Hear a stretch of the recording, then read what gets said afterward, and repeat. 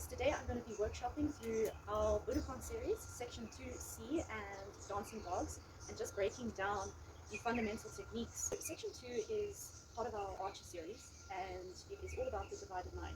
So here, in terms of martial arts, Section 2C, as opposed to traditional yoga, we really embody the warrior spirit, and it's all representative of the battle that each and every one of us face in our own minds every single day. The battle between coming to a place of acceptance of what has happened, and then also choosing to accept what might never happen, and then obviously challenging yourself to live in the now and in the present. And a lot of these transitions, they represent the battle between you, which is your own mind, and the opponent who is coming at you with some sort of attack, would be like the illusion or the attacker, and you are trying to defend yourself. You really want to explore depths of range within your body, so really going to your full stretch, going to your full expansion, your full contraction, your full range of strength, and just always taking it to your edge, because you'll see that it's often easy for us to skip over the details of each transition, and then I find that the practice would become really soft and flowy, and we're going for more of a warrior, strong, strength, empowered practice. The first thing in our 4-point base, we obviously want to grip the mat with our fingertips, so we want to find that slight retraction, then step back to find your plank. Okay, and first we're just going to draw the chin towards the chest, retract the shoulder blades, and roll back through our rolling wave to find downward facing dog. First, we will find a rolling vinyasa. So you're going to come up high onto the balls of the feet, pelvis. You're going to draw right into the rib cage, navel draws to the spine, shifting the shoulders past the ribs, past the fingertips, lifting our gaze, and slowly retracting, slight retraction of the shoulder blades, elbows into the rib cage, lowering it down to chaturanga. In one piece, upper trunk, lower trunk to front, finding our cobra roll, flattening the tops of our feet, finding a posterior tilt from an anterior tilt, with the chin towards the chest, moving the hips to the ground, rising into a floating upward facing dog. Bring the chin to the chest, finding the cobra hook, and pressing back into the full extension of your spine onto the tops of your feet, lifting one foot over at a time, into downward facing dog. We'll begin our Archer series now, Section 2C. Stepping the feet together in your downward facing dog. The first transition is a rolling lunge. It's very important that we pay attention to the pressing quality of our rolling lunge, drawing the knee through the midline so that it tucks towards the chest, and we really hover the knee. So you want to tuck the knee in towards the chest before you lower the foot down in between the hands. Because after that, we are going to transition into revolved archer, which is a really strong stance. And in terms of martial arts application, stances and warrior stances is what we're going to work with a lot in Section 2C. You really want to build that innate strength, so as opposed to just standing and someone could come and push me and I would just topple over. We really want to develop nice, athletic, mobile stances. Bring the feet together. Do the demi-pointed foot, rising, the right leg up towards the sky. Then find a rolling lunge. So heels draws to the sits bones, rising into the ball of the left foot, rolling lunge through the midline of the body, hugging, making sure we're really pressing into our cobra hook, drawing the knee all the way up towards the chin, and hovering that knee literally as far as you can take it. Okay, this is what's going to develop that strength, that strong pressing action. Then lift slowly, place the toes in between the hands, and if you can't manage to place it in between the hands, then go to your edge and just adjust where you need to. We're going to find our low lunge. Now we're going to come into our revolved archer. So to find our revolved archer, we are going to bend the knee. We're going to shift our gaze slightly to the front. We're going to make a fist, right arm, you're going to draw the right elbow up towards the sky. And I want you to really focus on doing a nice twisting happening here. You want to find a twist in the upper back, in the thoracic, and try and stack the shoulders so that there is a nice alignment. So shoulders of the wrists, facing to the front. I'm going to draw our bow and arrow into our revolved archer. Okay, and I really want you to get a nice push and pull. So what's important here in this transition is that you have the imagery of a bow and arrow, and now you're ready to release the arrow at your opponent that is coming to attack you. Then we are now going to transition from our revolved archer into a warrior 2. So we're going to release our bow, finding our sword or our blade hands. So this will be our sword. We're now getting ready for battle. And we're going to find a warrior 2. So we're going to pivot on the ball of the back foot to find. So don't worry about the arms right now. We're going to pivot on the ball. So your back foot here. You're going to turn it from a 12 o'clock to land on the heel, so that you're on the blade edge of the left foot, and it is now facing parallel to the front of you. Okay, and then the right foot is now pointed towards the front.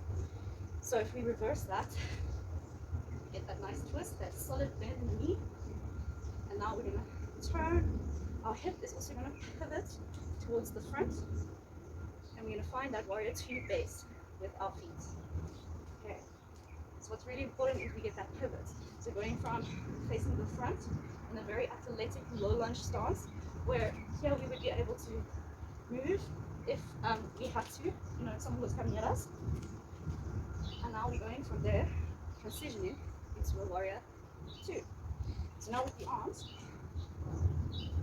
so we were here, okay, in our revolved archer.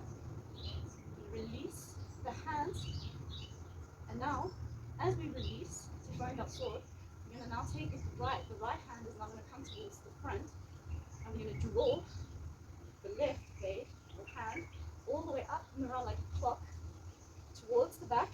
And as I'm doing this, so as I'm releasing the arrow, and I'm now pivoting with the ball of my foot to finding that blade edge with the back foot for warrior 2. And in your warrior 2, you want to make sure that your front hand or your front palm is facing up and the left is facing down. And you can really sink nice and low into this shape, so your knees may go past the toes, as long as you are activating all the muscles and really sinking into that shape nicely, then it will be perfectly fine. Often people think there is an argument in the yoga community that your knees can't go past the toes, but if you are consciously, intentionally moving, shifting past the toes, that's fine. We can reverse it. So we're in warrior 2, we can actually pivot, so we can lift up onto the back foot and pivot, circling our arms back towards the front into our revolved archer. And then we can do it again, so releasing our arrow, finding our blade edge with the hands, pivoting the arms, finding our warrior 2. Now from our warrior 2, we are going to, so before I go with the arms, relax your arms, we're going to find a horse stance, or like a goddess pose in yoga, or a nice wide squat. We're going to shift from this warrior 2 base or stance into our horse stance, like so. So all I'm doing is, right now I'm on the blade edge of my back foot. I'm going to shift this back foot to about 10 o'clock, okay? And I'm going to take my right, so the front leg, the front foot that is now facing 12 o'clock, I'm going to also shift that in towards 10 o'clock. So I find a nice solid horse stance or wide squat. So this is very nice shape, and I'm comfortable in it. I can move, I can transition in and out of the shape, which is a really nice strong base. From our warrior 2, we're just going to pivot the feet in to find our horse stance. Okay, so now with the arms, so we're in warrior 2. From here, it's going to be I'm going to pivot like a windmill. We're going to take our blade edge hands and we're going to pivot them simultaneously as we move the legs. Like a windmill to 12 o'clock, finding 12 o'clock and 6 o'clock. With the top hand and the lower hand. The back hand's going to come to the bottom, the front hand's going to come to the top. And then there's going to be a diagonal sort of scissoring. So as we just go past 12 o'clock and 6 o'clock, you're going to sort of diagonally scissor the arms. So imagine you've got your swords, and someone's coming at you from the front. You're now getting ready. You're looking at them, maintaining your gaze, looking at the attacker, and you're ready to block them. Okay, and you want to keep the fingers together. So we're now blocking our attacker. Now with the legs. Okay, so we're in our warrior 2. As we move our feet to horse stance, we want to stay nice and low in the stance. So try not to go from warrior 2 to standing to horse stance. I want you to try and stay strong and active in the transition. Pivot the feet into your horse stance, maintaining that nice low engaged transition. We're going to pivot the feet into your horse stance simultaneously as we're pivoting the arms in a clock. So finding 6 o'clock and 12 o'clock, we're going to scissor the hands diagonally. As we are reaching this point here, it's almost like a warrior 2. We're now going to find the double block, right? So now we're going to try and block the opponent that is coming at us with this illusion. We're now at 10 o'clock and 1 o'clock with both our feet. That means we need to find a blade edge now with the front foot, the right foot, okay? And you're going to find a blade edge, so that means just turning the right heel out to 90 degrees. You're going to leave the left foot where it is. So we're here, okay? We're turning the front foot now, and we are finding our double block. And as I said, you want to maintain your gaze from where you came from, because you want to keep your gaze on the opponent the entire time. You don't want to be looking here, because obviously if you're looking there, you basically be dead or you lose the battle, okay? So you want to look at where your opponent is. Then when you're switching stance from horse stance to your double block, you want to make sure that you stay nice and low and active. Okay, so let's look at that whole transition one more time. So we're in warrior 2. We want to simultaneously circle the arms and pivot the feet into your stance, finding our double block by scissoring the arms, turning the right heel out to 90 degrees onto the blade edge of the right foot, keeping the left foot where it is, and finding, lunging low into a half squat position. Okay, this is your half, it's like a half squat, and finding the double block arms diagonal. So with the double block arms, you want to have a nice diagonal straight line. You have one high block and one low block. Low block, meaning that if someone comes to attack me here, by throwing a kick or a punch, or a knee, I can block that, as well as if someone now gives me a high kick from here, I'm nice and strong and active, I can also block that. Okay, so that's the purpose of double block, okay, which is why your gaze is important and that the hands are together. From here, we're going to find a low drop stance. So through our half squat into a low drop stance, we're going to lower the hips and we're going to bring it down towards the ground. To do this, you're going to bring the hands to the front, blocking your face, guarding your face. If anyone is coming from this angle, you really just want to protect the face. You're going to take the right heel and lift onto the ball of the right foot, okay? And now we're going to lower all the way down. I'm going to offer regression now if you don't have, because some people don't have the hip flexibility or range in their tissues to do this. But if you are confident in your ability to come all the way down, you can go for it. So you're going to lift, the toes must be pointing up, demi-point onto the heels. Our hips are going to sit back through our half squat, lowering all the way down, blocking the face until the hips meet the ground. That is obviously if you can complete it without any assistance, go for it, but I'm going to offer a regression just in case. So whenever you can't get into a shape or you're struggling to transition, remember it's not about rushing through it and just hopping into the shape itself. Always try to use your hands for assistance and make adjustments in your body where needed. Okay, so we're in our double block. What you're going to do is you're going to guard the face, shifting onto the ball of the right foot, toes up, lowering down, and then as you get about a bit more than halfway, okay, obviously to where your flexibility allows, you're going to place your hands on the ground, okay, then you can walk your left hand back slightly. If you need to bend this knee a bit, you can. You're going to take your right arm to the back and just use it to assist you gracefully on the way down. Okay, so use your hands to get down, but try not to collapse into the position. It's very important that we maintain integrity throughout our practice. We now are going to come from lowering down through our half squat. We're now going to bring ourselves into a warrior's bridge. Warrior's bridge is particularly important to the martial arts application.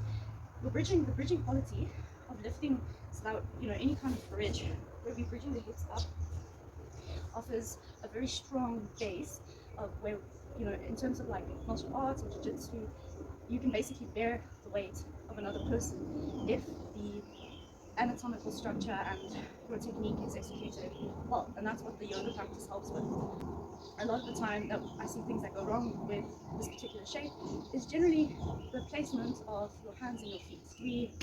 We've got our hips on the ground, so from here, we are then going to take your right arm, you're going to sweep it around, and you're going to place your right hand just about a foot's distance, I'd say about a foot's distance or just a bit more, diagonally across from your hips, okay? You're going to place the hand there and base it and really grip to the ground, okay? Your left foot should still be pointing at somewhat of like a 10 o'clock, okay? And I want you to take a look here at your alignment. So you want to make sure that the heel is aligned with the hips, and then the wrist is aligned with the hips.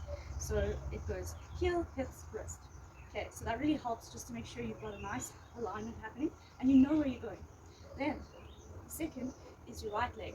You want to make sure that, because right now your toes are pointing up, but as we're about to bridge up, you want to rotate this right foot down towards the mat so that now you're demi-pointing, but you're finding a blade edge with the foot. And this will give you much more stability and control and just strength in the posture, in the shape itself, because you will have a stronger base. If your foot stays up like this, you can slip, you can slide, you're not going to be able to bear the weight of another human on top of your hips. Okay, so let me just demonstrate that. So I'm going to circle the left arm, so once the right arm is placed behind you, and then also the arm that you place behind you needs to be the arm that is closest to your extended leg. Okay. Just so you don't, because sometimes people will get confused with the arms. So, placing our foot, checking our alignment. Okay, we're going to take the left arm, we're going to circle the horizon, watching out for our opponents, circling, finding our blade edge. We've rotated the foot down, and now you're going to press your shoulder stacked over the wrist, okay, directly over the wrist. I'm going to bridge the hips up, squeezing the glutes, and nice and strong, and pressing the hips up towards the sky, circling the hand up, and reaching just over the right arm. What we're going for here is not a back bend, not like a wild thing or like any kind of yogi sort of back bend where you are really finding an opening up in the chest and the front line of your body. We're going for more of, there is a slight expansion, there is a lengthening quality that is happening. It's like in the front sideline of the left side of your body. But if I was to get into a side plank, so I'm going to show you that now. So I'm going to come into a side plank. Okay, I'm in a side plank. That is the same quality that we are trying to go for in the warrior's bridge. So you really want to find this activation in the sideline of your body, and really find that lift, okay, and that strong activation, holding yourself up. But what's really important is the stacking of the shoulders over the shoulder over the wrist in the arm, that is, and that you're really pressing hard into the ground, so that you're lifting up, as well as you're squeezing your glutes so that you can bridge the hips up. Because a common mistake is that if I lift up, then yeah, but I'm not activating my glutes. If someone was to bear weight on me, I'm just going to collapse. Same thing if I put my arm too far and I'll try to bridge up, I'm going to be way too open here, and if someone was to weight on me again, I will starts to collapse. If my foot placement is out, then as I come up and my knee is collapsing in, the architecture of my warrior's bridge is also going to be compromised. So it's really important that you get your alignment perfected here, and that you really are aware of where you're placing your feet and your hands. And when you bridge up, you've got your blade edge, your hands, your heels and hips are aligned, you circle the arm, and your feet, you are thrusting the hips up, and you're really feeling a nice activation in the side line of the body, similar to a side plank. Then once you find your warrior's bridge, okay, you're going to take the left arm, the extended arm, you're going to draw it down the center of your face, guarding your face, slowly lowering the hips back down towards the ground. We are going to now reverse this transition. So we're going to get back up off of our mats. Same thing here, if you need to use your hands, so we're going to circle with the left arm. With the right, if you need to use your hands, then you can use them, because this transition might be a bit tricky if you don't have that range in your hips. So now we've got the blade edge with the right foot. Okay, so you can also adjust your hands here slightly if you need. So as we've lowered down, we're guarding the face. You're going to, with the right hand, you can draw the hand in a little closer to the right knee. Now we're going to slowly rotate, internally rotate the right foot up again, because we're going to give ourselves a little push with this right hand so that you can get up, okay? So there's this push action happening from the ground. Okay, so we're going to push ourselves up because we have come from a warrior's bridge, where we are finding ourselves in a position, in a defensive position, where we have opportunities to bridge our opponent away, or obviously in more like mobility context, you can easily move in and out of this position, or in a more yogic style, we would have our dancing darts. But we would come up, and we can also then take our leg all the way around to find a bridge on the other side. So those are the options in terms of warrior's bridge. We are going to find that little push, and we're going to circle the front arm, so the left arm, over the knee towards sort of like a double block again. So instantly rotate the right foot, and finding a very similar sort of double block stance. So I'll repeat that again so you can just see visually. So we're going to find, shifting over, sort of like a double block, we're going to find a deep reaching warrior.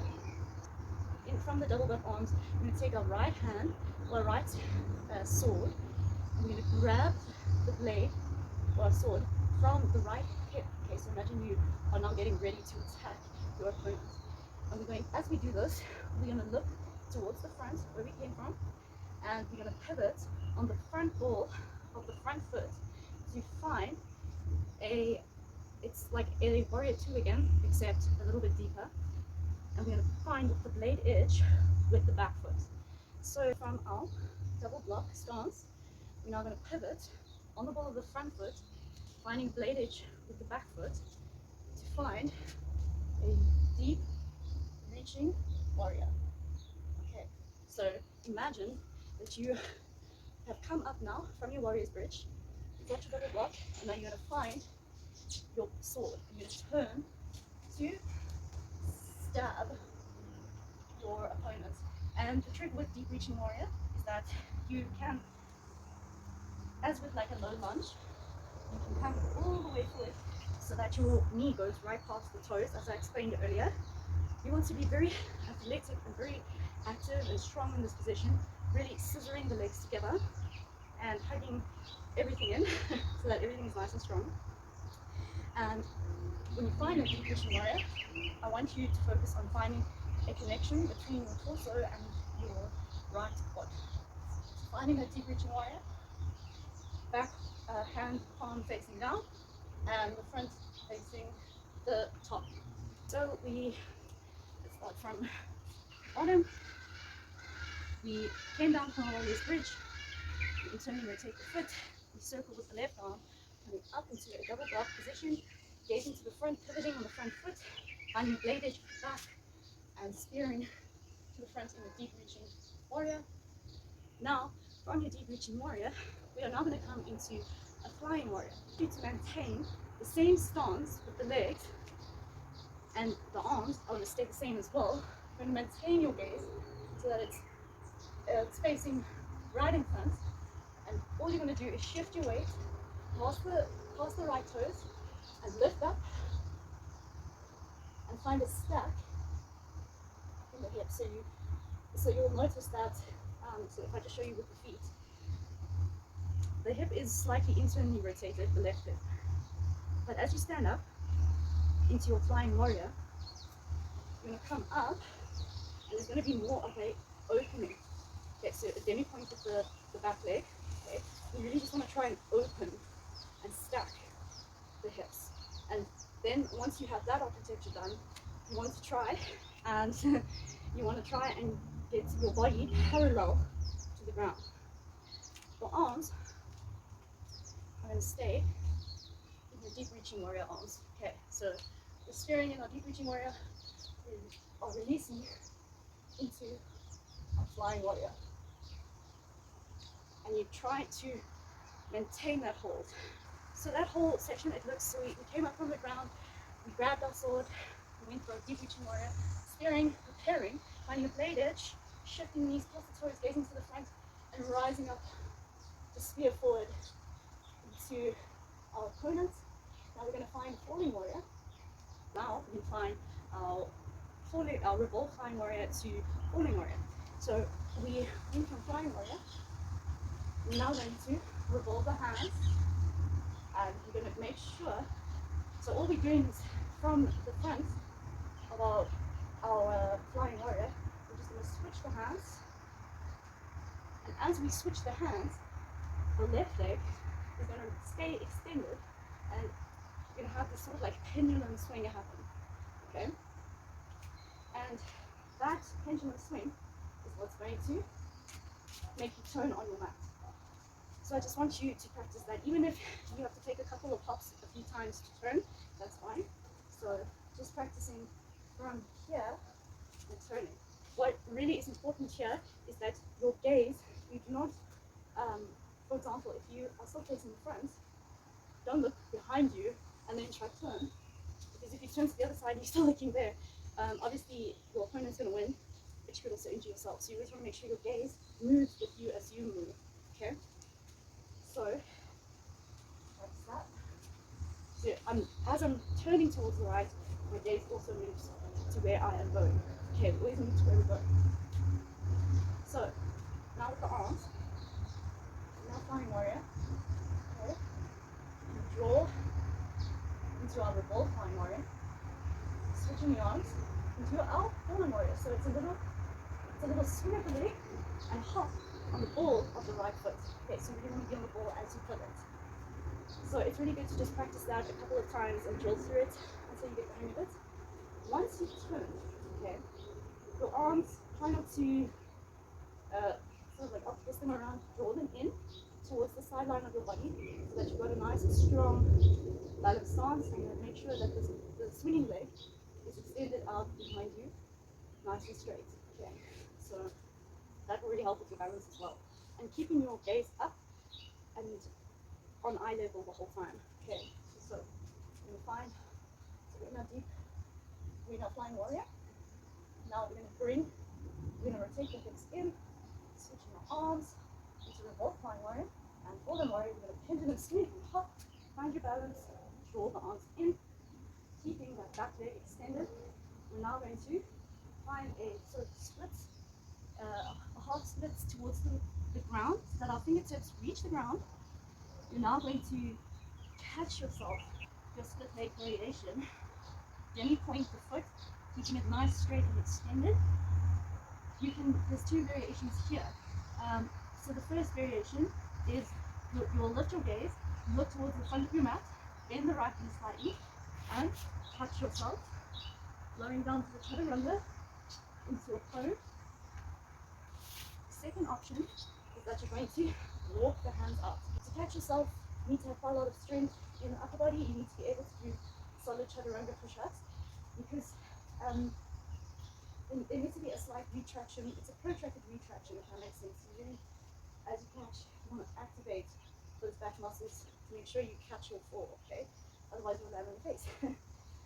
But if you don't have the strength, then you would come into your split leg position and bend the right leg, gaze towards the front, demi-point the left foot, and just walk the hands out into the three-legged plank, and then elbows into the ribcage, lowering one piece down for chaturanga, to prone, shift the knees in to find your cobra roll, the tops of the feet, anterior to posterior tilt, roll the chin in, rising up into your, floating up your dog, roll the chin towards the chest, with big protraction in the shoulder blades, rolling back to the extension of the spine, into your downward facing dog.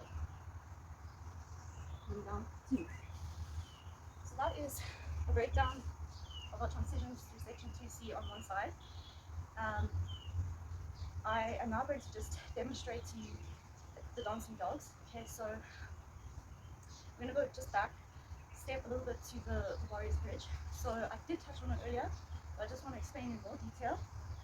So dancing dog, for example, if I am here, okay, and I'm ready to come up into my warrior's bridge, okay, dancing dog is basically, it sort of opens your body and your mind up towards moving in and out of shapes. So in yoga we tend to focus a lot on falling shapes, but in Budokan it's more about the transitions, which opens us up to more of our mobility practice, and also in terms of martial arts. So for instance, like if someone was trying to attack me from the top, I would be able to either escape like that. There are options to, there's opportunities for us to move in and out of the shape.